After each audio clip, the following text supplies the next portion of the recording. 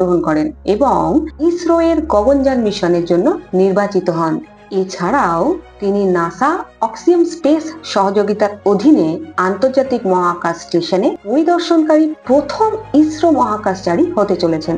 Axiom mission বা AX4 একটি private space mission, অর্থাৎ এটি পরিচালনা করছে বেসরকারি মহাকাশ সংস্থা অক্সিয়াম স্পেস, যেটি নাসা ও স্পেসএক্স এর সহযোগিতায় কাজ করে। এখানে একটি প্রশ্ন থাকে যে AX4 কি ধরনের মিশন? এটি একটি ক্রুড মিশন, মানে এখানে মহাকাশে মানুষ যাচ্ছে, কোনো রোবট বা স্যাটেলাইট নয়। সোজা কথায় বলতে গেলে real astronauts from different countries. এছাড়াও এই মিশনের আরো একটি উদ্দেশ্য হলো ISS এর সঙ্গে ফিউচার স্পেস স্টেশন বানানোর। অক্সিয়াম স্পেস ভবিষ্যতে নিজের স্পেস স্টেশন বানাতে চায়। এই মিশনগুলির মাধ্যমে তারা আন্তর্জাতিক মহাকাশ স্টেশনে কাজ করে অভিজ্ঞতা অর্জন করছে, যা তাদের নিজস্ব স্পেস হাব বানানোর পথ প্রশস্ত করছে। উন্নয়নশীল দেশের মহাকাশ অভিযানে অংশগ্রহণ নিশ্চিত করা এই মিশনের আরো একটি উল্লেখযোগ্য অংশ।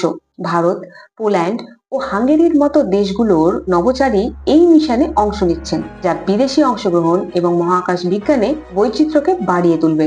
এবার দেখে নিই ক্রু মেম্বারদের কারা কারা থাকছেন এই অক্সিয়াম মিশন 4-এ। সবার প্রথমে যার কথা বলবো তিনি হলেন নাসার প্রাক্তন মহাকাশচারী এবং মহাকাশে সবচেয়ে বেশি সময় কাটানো রেকর্ডধারী 64 বছরের পেগি উইটসন, যিনি কিনা আবারও ইতিহাস গড়তে চলেছেন এই মিশনের মাধ্যমে। তিনি অক্সিয়াম মিশন 4 এর নেতৃত্বে দেবেন কমান্ডার হিসেবে। এটি হবে তার দ্বিতীয় কমার্শিয়াল হিউম্যান স্পেস ফ্লাইট। এই দলে রয়েছেন আমাদের ভারতের গর্ব ইসরোর মহাকাশচারী 39 বছরের শুভাংশু শুক্লা, যিনি পাইলটের আসনে থাকবেন। 1984 সালে রাকেশ শর্মার পর তিনিই হবেন ভারতের দ্বিতীয় জাতীয় মহাকাশচারী যিনি মহাকাশে ভ্রমণ করবেন। ভারতের মহাকাশ যাত্রার ইতিহাসে এক বিশাল মাইলফলক এটি। তাদের সঙ্গে থাকবেন ইউরোপীয় মহাকাশ সংস্থার দুই সাহসী প্রতিনিধি, 39 বছর বয়সী পোল্যান্ডের স্লাভোস উজনান্স্কি এবং 41 বছর বয়সী হাঙ্গেরির টিবোর কাপু। উজনান্স্কি হবেন 1978 সালের পর মহাকাশে উড়ে যাওয়া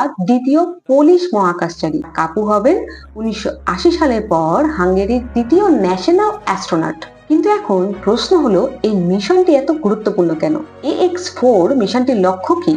চলুন একটু সহজভাবে ব্যাপারটা বুঝে নিই। অক্সিয়াম মিশন 4 বা AX4 শুধুমাত্র একটি মহাকাশ অভিযান নয়, এটি ভারত, পোল্যান্ড এবং হাঙ্গেরির মতো দেশগুলোর জন্য তাদের ন্যাশনাল স্পেস প্রোগ্রামকে এগিয়ে নিয়ে যাওয়ার এক বিরল সুযোগ। এই মিশনের মাধ্যমে প্রথমবারের মতো এই 3 দেশের মহাকাশচারীরা আন্তর্জাতিক মহাকাশ স্টেশনে পা রাখতে চলেছেন।